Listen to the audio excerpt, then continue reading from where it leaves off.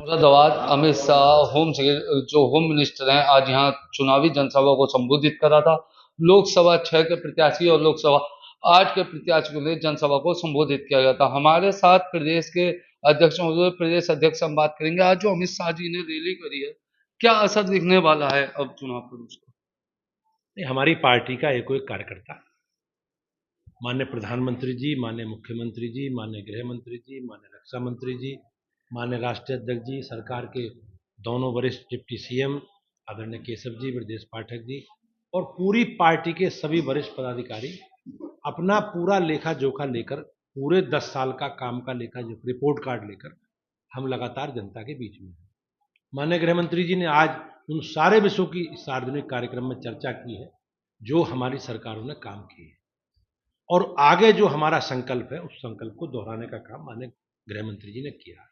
और मुझे विश्वास है कि इस बार मुरादाबाद से भारतीय जनता पार्टी के प्रत्याशी कुंवर सर्वेश कुमार जी और संभल से हमारे प्रत्याशी परमेश्वर लाल सैनी जी को जनता का निश्चित रूप से आशीर्वाद मिलेगा। समाजवादी पार्टी लगातार अपने परिवार के लोगों को टिकट दिया और लगातार परिवारवाद ही चल रहा है।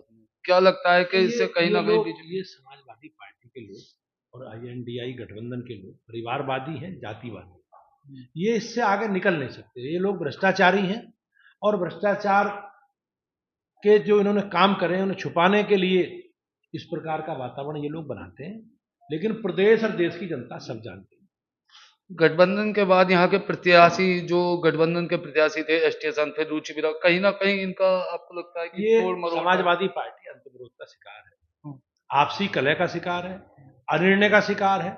और आपने जिस प्रकार से देखा कि घोषणा किसी की हुई, सिंबल किसी को दे दिया, सुबह किसी की घोषणा हुई, शाम को कैंडिडेट कोई बन गया, किसी का टिकट जहाज से पहुंच रहा है, किसी का टिकट ट्रेन से पहुंच रहा है और अंत तक अनिश्चितता की स्थिति बनी रही है।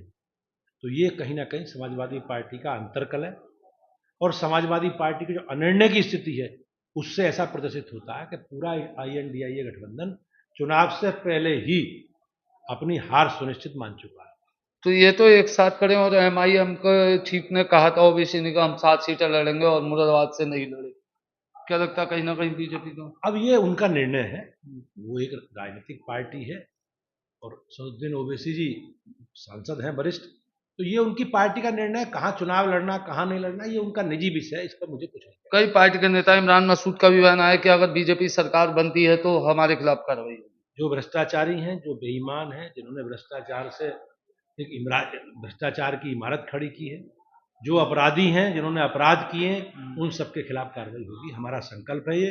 लेकिन देश के 140 करोड़ लोगों को माननीय प्रधानमंत्री जी ने हमेशा आश्वस्त किया कि हम सबको साथ लेकर चलेंगे, जो भी निर्दोष है किसी के खिलाफ कोई कार्रवाई नहीं होगी। प्रदेश में, देश में अमन चैन का माहौल है, उत्तर प्रदेश और देश बदलता हुआ। अब कितनी सीटें मान रही है बीजेपी?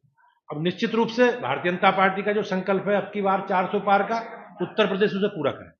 ये प्रदेश अध्यक्ष थे बीजेपी के, इनका सीधा कहना है कि हम अपराधियों के खिलाफ कार्रवाई करेंगे और अब की बार जो होगी 400 पार सीट होंगी। अपने सहयोगी मनोज सैनी के साथ मैं सागर दस्तोगी, पंजाब केसरी, मुरादाबाद।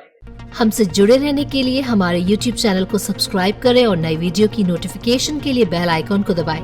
अगर आप ये वीडियो Facebook पर देख रहे हैं तो लाइक जरूर करें और ज्यादा से ज्यादा शेयर करें। धन्यवाद।